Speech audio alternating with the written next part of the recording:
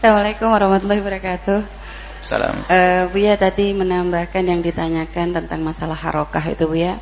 Jadi tadi kan Buya menjelaskan memang tentang masalah akidah yang benar dan tidak benar. Hanya sekarang solusinya bagi anak kampus gitu Buya.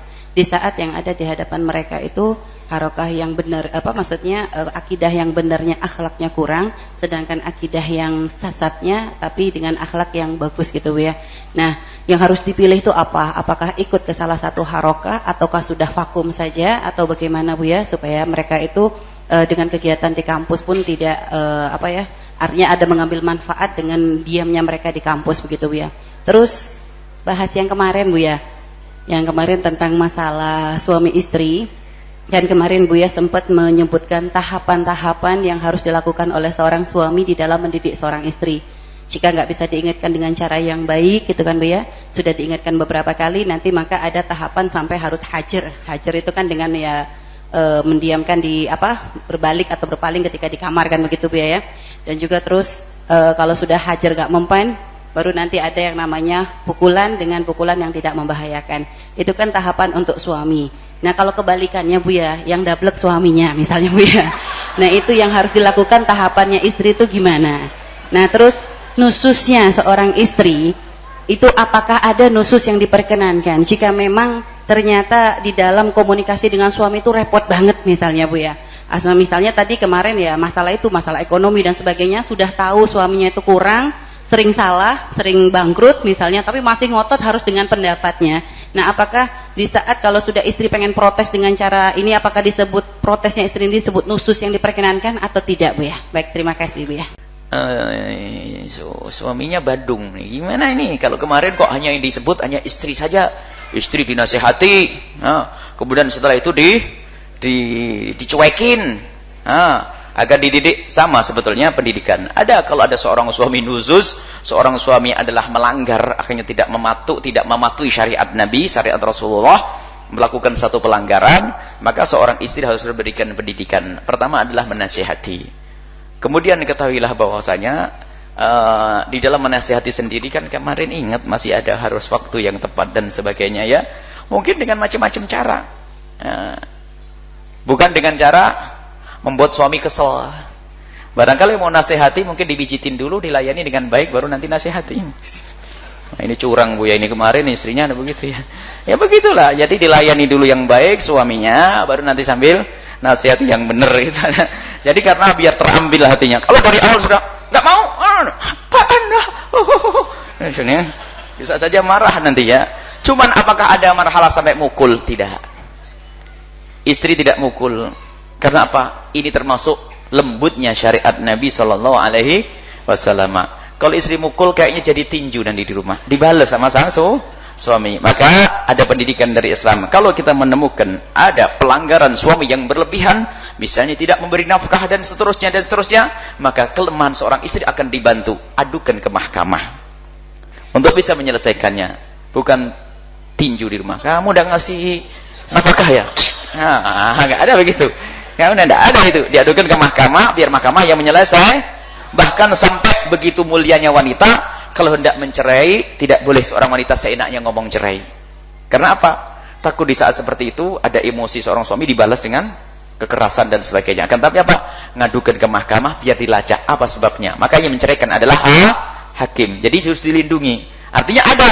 Cuman apa? Disesuaikan dengan lembutnya seorang wanita dan lemahnya seorang wanita, harus dibantu dengan yang lainnya. Kalau laki-laki ngurus sendiri. Urus sendiri kamu lah. Nasihati sendiri. Pukul sendiri. Cuman mukulnya ingat. Tapi kalau istri jangan mukul. Biarpun ada istri yang suka mukul tuh ada, kadang-kadang musuh mukul, marah mukul. Cuman katanya pakai, ini kan pepatah Arab, darbul habib aladu min akliz zabib, dipukul seorang kekasih lebih manis daripada makan buah kismis. Tiap hari dipukulin istrinya, ya benar. Ya ada semacam itu ya. Jadi tidak ada, istri jangan memukul. Akan tapi kalau bang betul-betul mendesak, nanti masuk bab selanjutnya, masalah hakam yang akan kita bahas di ayat selanjutnya. Apakah bagi seorang istri boleh nuzus, akhirnya bisa melakukan seorang suami ada yang nuzus, ada suami maksudnya melanggar ketaatan, bagaimana sikapnya seorang istri, maka seorang istri harus memberikan pendidikan, diingatkan dengan cara yang baik. Kemudian setelah itu ya, maksudnya apa? Ya jangan sampai tidak membuatkan masak nasi. Nanti akan menjadi ini. Jadi ini kelembutan, karena memang gini loh. Ayat itu hubungannya bukan, jangan dianggap ayat ini adalah merendahkan perempuan. Jadi kita kadang memandang salah. Ayat itu ada sambungannya dengan ar-rijalu qawwamuna 'alan nisa. Hei kamu itu punya tanggung jawab, hai kaum laki-laki. Maka gini loh cara didiknya. Ini adalah cara untuk mendidik. Nah, kalau seorang perempuan sudah ada lagi bagiannya, nanti babnya sendiri seterusnya. Nanti ada ayat berikutnya itu juga untuk perempuan semuanya.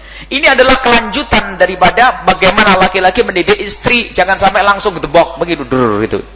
Langsung caci maki, enggak ada, bahkan tidak ada caci maki sedikit pun dia. Enggak ada caci maki. Iduhunna wajuruhunna fil madaji wadribuhunna, pukul mereka. Pukulnya pun bukan pukulan buah kamu kan.